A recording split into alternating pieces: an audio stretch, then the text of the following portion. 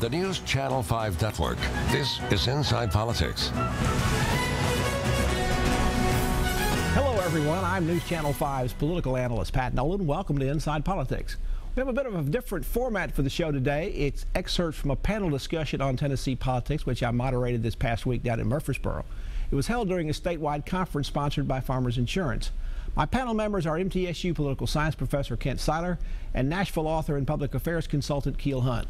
We begin this first segment discussing Tennessee's race for governor.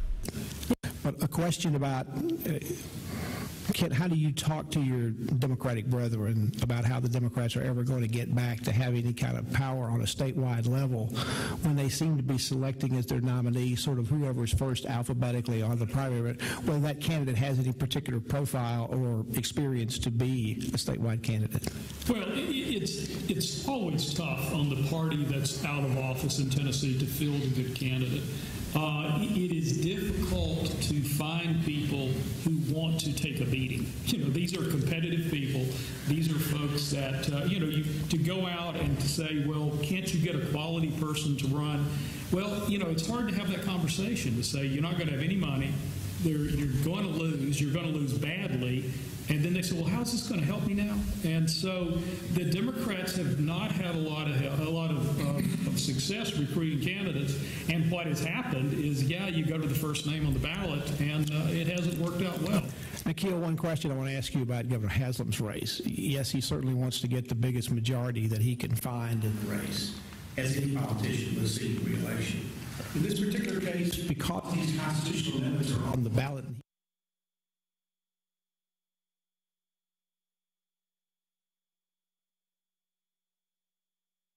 constitutional amendments passed. Good point. Explain that a little bit, because a lot of people may not realize on election night that it's not just who gets more yes or no votes on those amendments. It also depends on how big the vote is in the governor's race. Right. Well, the final decider and whether there will have been enough votes to pass any of these amendments is literally the numerical turnout in the governor's race.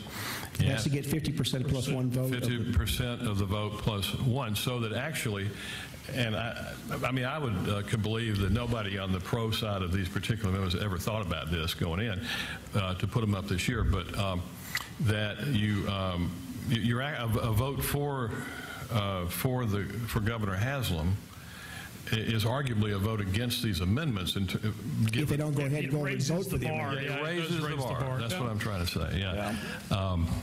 So we'll just see. But it's and there's not much of a race going on. Do you think there's a chance in any, particularly those two most controversial issues, number one and number two, the abortion amendment and the judicial amendment? Can you think there's a chance that 50% threshold is going to come into play? If I had to bet today, I would bet they would both pass. And one thing they do have going for them is they've got good ballot placement. You've got the governor's race, you've got the ballot initiatives, and then you've got the Senate race. So it's not like when we were doing the judicial retention and you had to go through 23 pages of ballots in some cases. This is my understanding. They've got good placement, which should help. And I would also argue today that the way we do voting would help it as well, because in the old days when you had the mechanical machines, governor's race and the other races were up here, and usually the constitutional amendments or the referendums were all over here on the right-hand side. So you literally might miss them. You might not see them there. But today when we vote on these computer machines, if you go through them and you don't vote on those, before you finish, the computer comes back and kind of fusses at you and says, well, you haven't voted in all these many races. Do you really not want to vote in these races? And I think it forces some people to go back and say, I guess I really do want to vote in those races, and make them go back and maybe cast some votes there that otherwise in the old days they would have forgotten about, pulled the lever, and walked out of the booth. I think the wild card is the interference of out-of-state money.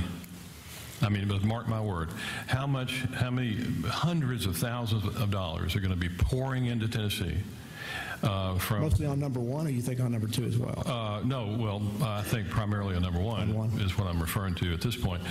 And okay, fine. I mean, you can say, well, that's free speech or whatever. I don't agree with that. I plan to vote no on one. Again, we can all have our own position about that. But the intrusion, the interference of out-of-state money is not healthy. And this out-of-state money may not necessarily be in terms of the amount spent, total spent, and where the money's coming from, and who's giving that money may not necessarily be disclosed. Some of these they don't have to disclose it. Yeah, that's the pernicious. And one thing the no side has going for it is it's easier to confuse things and get a no, or to get someone to skip it. I mean, you know, they win two ways. One vote no, the other is if you just skip it. So just confusing the issues would be a good tactic to try to win that on the no side. Okay, let's move over to the U.S. Senate race that is still potentially competitive in some way. Senator Lamar Alexander is seeking his third term.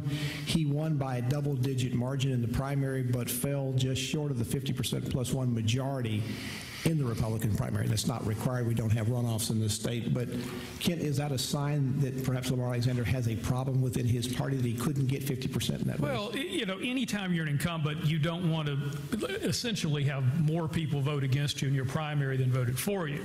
Now, that's the bad news. The good news is it's a red state. There's nothing really else on the ballot to draw people out.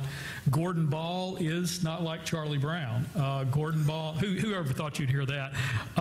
Gordon Ball's not like Charlie Brown, but he is a legitimate candidate. I heard a radio ad this morning, and it sounded like, if I had to say how he's running, it would be Tea Party moderate. He's talking about a fair tax, a flat tax, against Common Core, running against Washington. You can tell he's really aiming for some of those Joe Carr voters. Now, Keel, I've seen two polls in this Senate race since the August primary, one by Rasmussen, one by the New York Times. Both of them had the exact same numbers, 47% in favor of Senator Alexander, 32% in favor of all the rest undecided or supporting another candidate at that point. Mm-hmm. Again, Senator Alexander running less than 50%. Is that an indication that Ball may have a chance in this general election? Two-part answer. One is, you know, if you're running, and particularly if you're the incumbent, you don't want to lose the part of the state where you live. You don't want to lose your home county. Okay, whatever.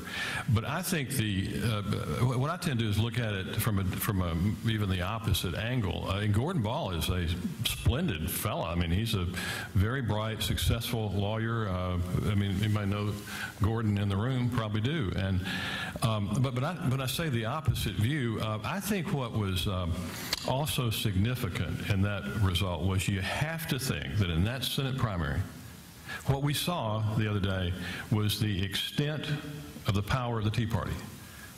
Now, they could get stronger, 2 years from now in an election, but I believe that showed the extent of their power and their reach in Tennessee at this time, and it was not successful.